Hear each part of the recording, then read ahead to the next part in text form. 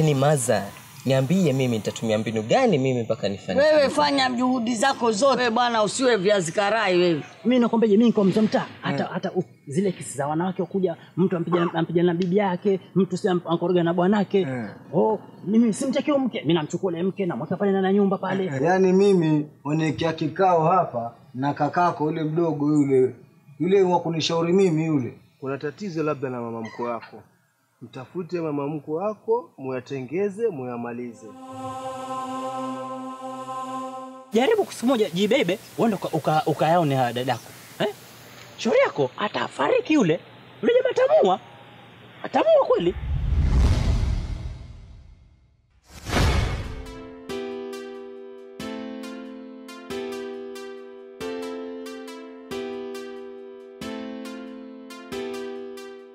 Sema ulichonitia.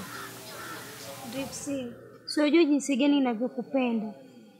Tangia ujauzito, hujai nitafuta, hata kunipigia simu, wala hata kuja nyumbani. Kwa nini lakini? Mimi nishakwambia, hii mimba silei na siwezi lea mtoto ambaye si wangu. Unanisikia? Nina hakika kabisa huu ujauzito ni wa kwako. Wadhani mimi sijui kwamba uko na wanaume huko nje kibao? Mimi nilijua kuwa ujauzito tutalia mimi na wewe. Maneno yote ulikuwa unaonambia. Leo hiyo anifanyia hivi Dripsy. Sikiza sasa. Sitaki unitafute tena. Sawa? Wewe inakuwa unashikana na visichana vingine huko. Oi, nimekwambia sitaki unitafute tena. Na siko tayari kulea mtoto. Lakini kwa nini unanifanyia hivyo Dripsy? Kwa nini lakini? Tafuta aliyekupatia hiyo mimba. Maana hiyo mimba mimi silei. Umesikia? Ndio shama. Dripsy! Dripsy! Mke wangu. Naam. Unajua unapendeza jinsi ulivyonyoa. Unakaa mwanamke wa Kiafrika. Yaani hivi ndio unapenda uwe. Acha ile kusonga kila siku, mimi nakwambia hapana. Kaa hivi. Yaani umekaa yule msichana aloimbiwa ile nyimbo. You are my African queen.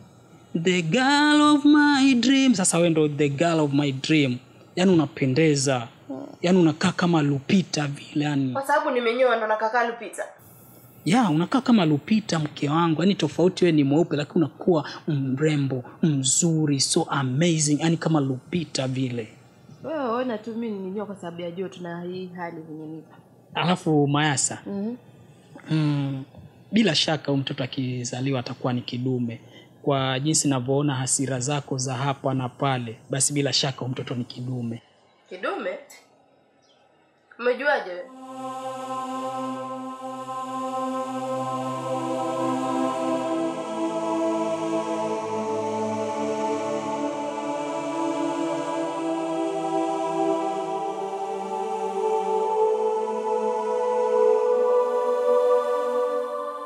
Samahani Zuu. Ulikuwa unaelekea wapi? Naelekea dukani kidogo. Hata bora nilivyokupata. Manake hivi nilikuwa naelekea kwenu. Kuna nini tena? Nilikuwa naja kumuulizia Lulu, anti yako Lulu kama yupo nyumbani nini? Aunt Lulu hapana, hayupo. Hayupo Lulu? Hayupo. Atakuwa alikwenda wapi? Na una taarifa yote kumhusu? Taarifa zake sina. Okay. Nitafika kwenu lakini nimekupata njiani.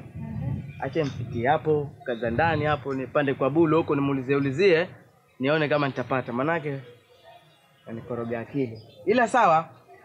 Haya, na mimi pia taarifa zake nikipata nitakwambia. Ni sawa Zuu. Haya. Wewe ukimpata nipigie tu simu Zuu. Haya.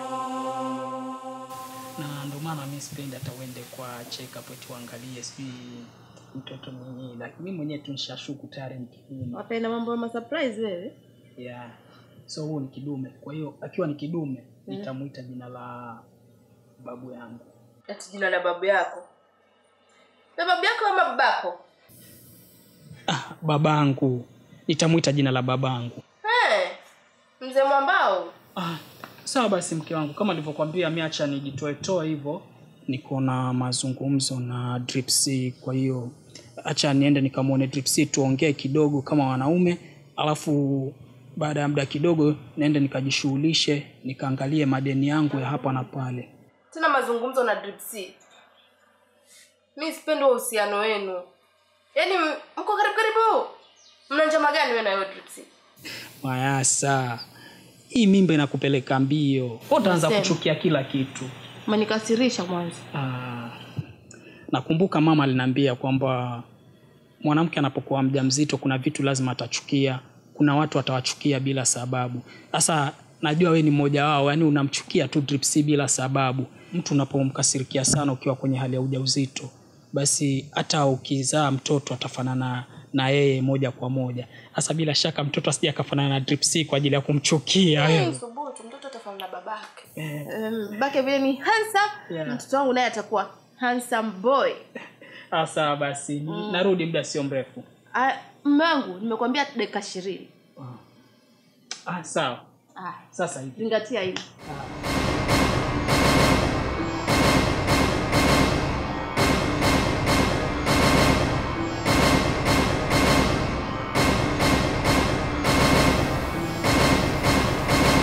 Mayasa. Mayasa.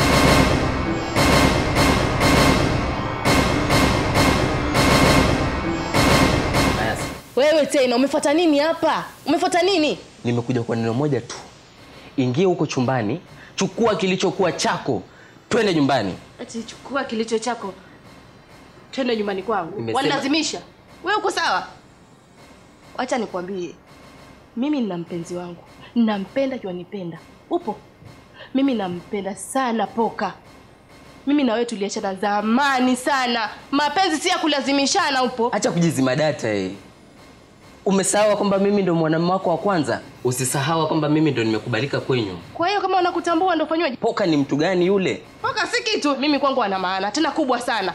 Na mimi sikutambui tena. Yaani mimi kwangu wewe ni ex. Unitake usinitake, lazima uwe wangu. Wewe ndo mwanamke wangu wewe. Sasa acha nikwambie. Mimi tuliachana kitambo na tulimalizana mimi na wewe. Mimi wangu ni Poka. Nampenda, ananipenda, ananijali na mjali. Upo? Mayasa, ni mdomo huo. Wajifanya umeanza kuwa mjeuri. Ninakupatia siku 3. Nataka nikuone nyumbani na usipokuja. Hizo ni tisha toto bwana. Hizo tushazoea hizo. Yaani hayo maneno si mageni mjini. Upo? Ala.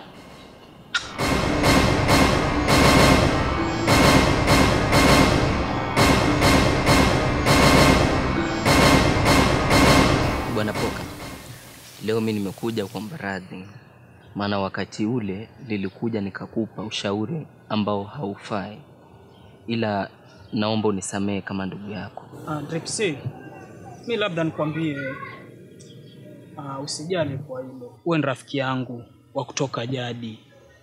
Mimi mwenyewe nilishangaa, sio kawaida yako kuniongelesha maneno kama yale. Kwa ile siku yani uliniacha nikajiuliza maswali mingi sana. Mbona Dripsy unaniongelesha vitu kama zile? Alafu nikiangalia wewe ni kama ndugu yangu. Na hapa mtaani sina msaada wowote isipokuwa kwako wewe. Na kama unavyoelewa, mimi kwenye mtaa ni mgeni na wewe ndio ulinifanya nikaja kwenye mtaa. Sasa ndugu yangu, kama tutaishi, usinisaidie. Wewe unafikiri hapa mimi nitaishi vipi? Sintadhalilika ndugu yako. Wajua lilikaa nikatafakari unavyopitia wakati mgumu kwa sasa. Mimi ninataka niwe bega kwa bega ili niweze kukusaidia. Unajua nilikuwa nimeshangaa mimi mwenyewe personal. Usiponisaidia wewe, nani mwingine angenisaidia? Lakini kwa kuwa umegundua hilo kwamba unapaswa unisaidie mimi kama kakako, basi nimefurahi sana. Basi wacha mimi niende banki. Niende nikatoe pesa ili nije nikusaidie ndugu yangu. Kwa hilo mimi nitashukuru sana. Haina shida kaka. Na nimeamini kwamba wewe ndo ndugu yangu wa kweli. Hata usiwe na shaka. So mimi nimeappreciate na nitazidi kusherekea ama kuenjoy urafiki wetu mimi na wewe. Hello. Shikamoo baba mza mtaa. Ni mimi bibi ya Poka. Nilikuwa nakuhitaji hapa kwangu nyumbani mara moja kama itawezekana. Kuna matatizo kiasi. Kwa hiyo unapatikana sawa basi nakungoja hapa kwangu usichukue muda. Sawa. na kungojea.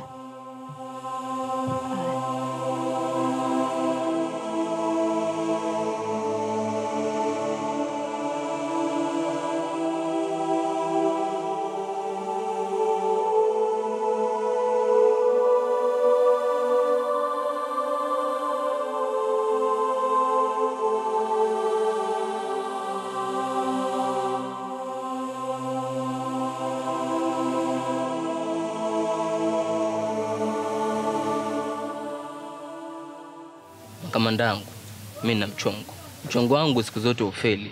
Unajua wewe mchongo unawezaje kufeli? Hamna mchongo kufeli. Kama donge liko mchongo utaenda sambamba kama unavyotaka tu. Sasa mimi nataka tufanye.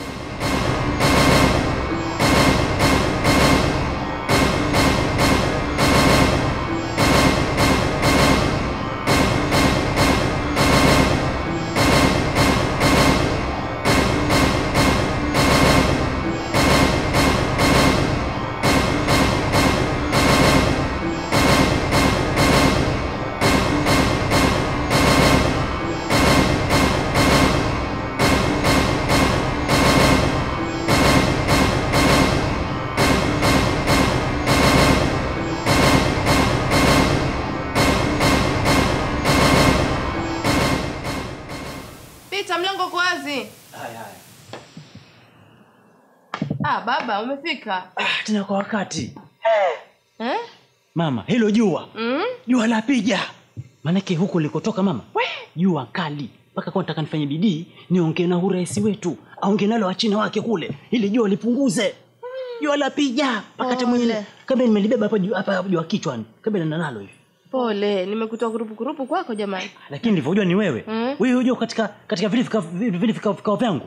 Wewe uko kipaumbele. Ndio maana kama nije mbio. Haya, kuna shida gani hapa?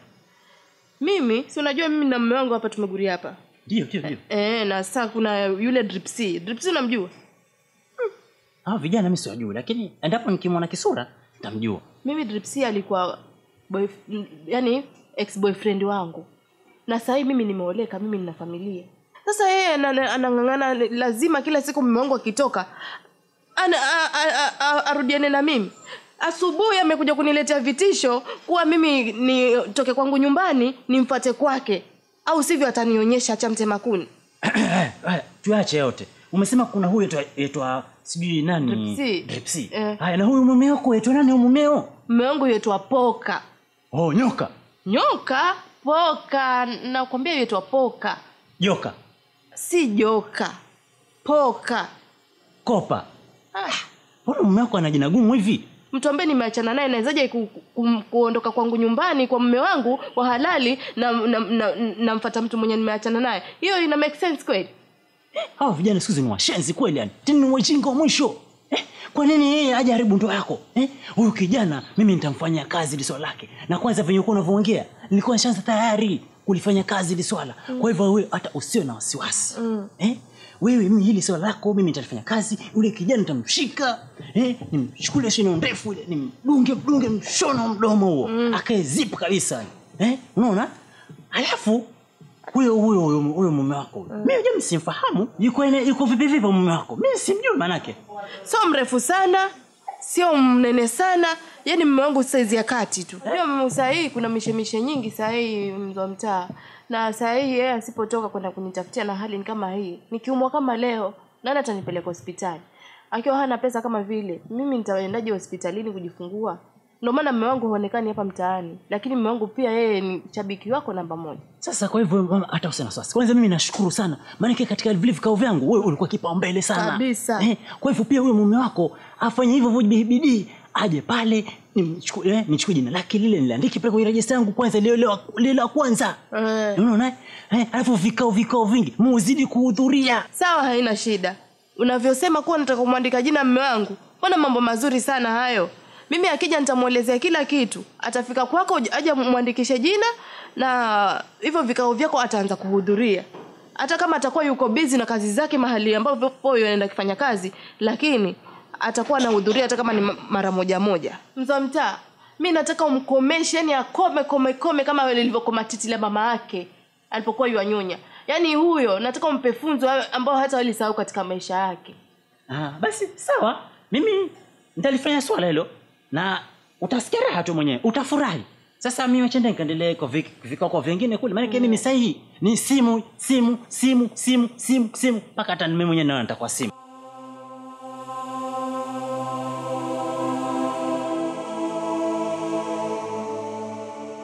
Kwanza wacha nikupate kongole. Umefanya jambo la busara sana. Asante sana. Kuleta hii kesi hapa. Asante sana. Maana mimi hapa nimewekwa kwa ajili yenu nyinyi. Si kwa ajili ya watu wengine? Ndio. Haya. Nieleze. Ni kitu gani kilichompata mwanangu? Kama unavyomuona binti yangu huyo.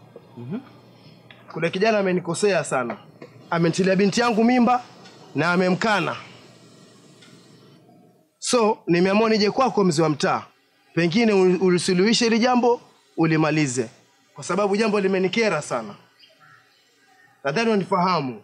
Kwanza umefanya jambo zuri sana. Serikali iko na mkono mrefu sana. Okay. Maana yake wewe ungejichukulia uamuzi, ingekuleta matatizo makubwa sana mno. Okay. Ndio maana umefikisha hapa. Nieleze, huyo kijana tu nani? Huyo kijana sijui aitwa Deep C, sijui aitwa Drip C, aitwa nani? Drip C. Hapa sasa hivi nimetoka kutatua kesi yake. Okay. Anafuata mabibi za watu.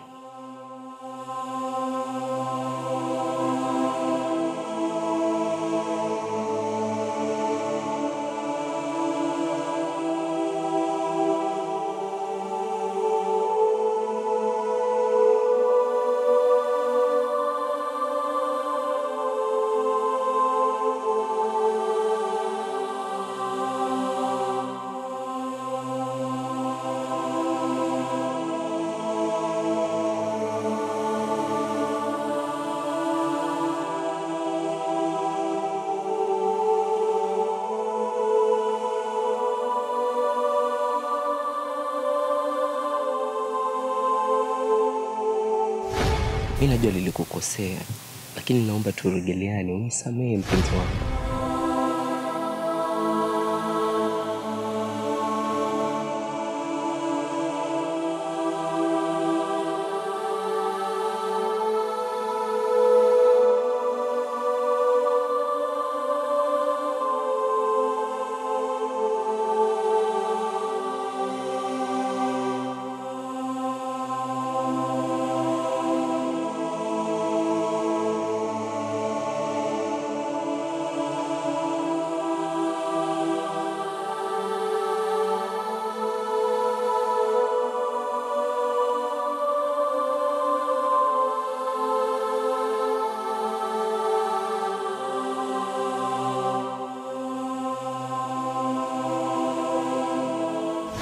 Nimekuja kwa neno moja tu.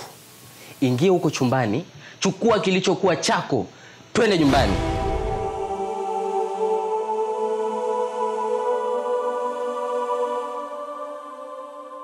Kuna kijana yotoa nyoka, sijui nyoka kopa huyo, sijui ghost gani hilo. Huyo hata ni mpangaji wangu Poka. Huyo. Ndio. Nimetoka kutatua kesi yake sasa hivi, maana yake ametoka kutembea na mama wa watu. Subhanallah. Anatembea mpaka na mabibi za watu. Yaani huyo mtoto amekuwa mkorofi. Yaani huyo kijana anafaa shule sheria kali. Kwanza fanya umeletea kesi hapa. Yaani umefanya jambo zuri sana. Kwanza hizi kesi mbili zimekuja, zinafunga. Wewe unapenda kudanga. Yaani niona mbona unaona sasa unavompata babako matatizo makubwa sana mna. Angalia ni school fees zinapotea hiyo. Machipsi kuku hayo. Bila shaka ni machipsi kuku haya. Mke mume mtulie. Sawa, mimi sikiza mzee mwenzangu. Hilo swala mimi nitalifanya kazi. Wewe nenda zako nyumbani. Lakini huyu binti yako niachie mimi. Ati?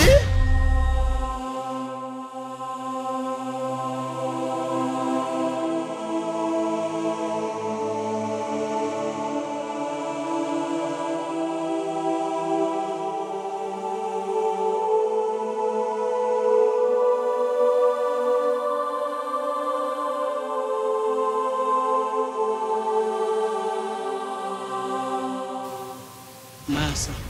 Na mume wangu. Umefika. Karibu. Ndo nimefika hivyo. Alafu mbona uko katika hali hii?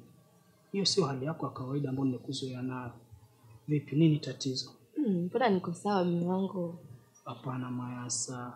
Mimi nakuelewa vizuri mke wangu. Hata nimeona umechelewa leo, sijui nini kilichokupata kazini, sielewi. Mke wangu nakwambia jua la waka. Leo namshukuru Mwenyezi Mungu. Pita zangu za hapa na pale kidogo naona nimepata pesa kidogo ambayo tunaweza tukafanya matumizi ya sasa na baadaye. Kwa hiyo kila kitu ni kumshukuru Mwenyezi Mungu. Asiye na wake basi huwa yuko na Mungu. Karibu mume wangu, nimekupikia huko ndani. Chakula kiko tayari. Nimekuwekea maji ukaoge, kutoka hapo ule, mengine tutaendelea baadaye. Sasa mke wangu, mimi nakushukuru sana kwa kuniandalia chakula. Kwa hiyo mimi hata haina haja kwamba uniletee hapa. Mimi acha nifike ndani niende nikajiandalie mwenyewe, alafu nile nikuje basi tuongee mawili matatu. Sawa mume wangu. Nimekuwekea kila kitu.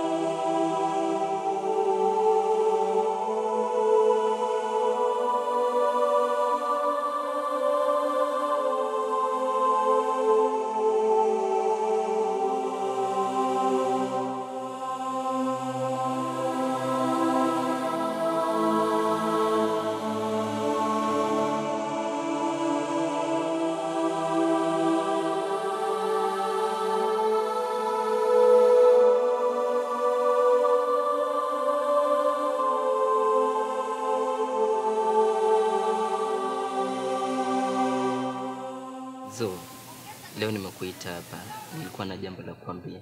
Wajua ni mwanamke mzuri sana. Wewe ni mwanamke mrembo sana. Na laiti kama utanipa nafasi ili tuwe pamoja, basi nitakupatia ile kitu ambacho unahitaji. Mimi nitakulinda, mimi nitakutunza na nitakugharamikia kwa kila jambo. Mimi nitakutafutia nyumba nzuri, nitakutafutia gari nzuri ya matembezi ili tukue tunaenda na wewe vacation. So Zuu, nakuomba nikubali. You know that I love you so much. Kwa naona sijui tabia zako. Juzi tayari ninasikia umemtia mimba rafiki yangu Swaumu. Alafu leo waja kunitongoza mimi. Saumu yule asiwadanganye. Mimi namjua vizuri. Yule alienda akapata wanaume wavuta bangi, watu mateja, akapewa mimba. Maana mimi najijua. Yule mwanamke tulitumia kinga. Hivyo ndo wadanganya wasichana. Eti sijui mimba si yangu, sijui nilitumia kinga, na wakati kabisa yasemekana mtaani mimba ni yako. Mimi sina niambana na wewe. Hata leo hii upate mimba, mimi nitalea. Naijua hiyo baba. Sikutaki.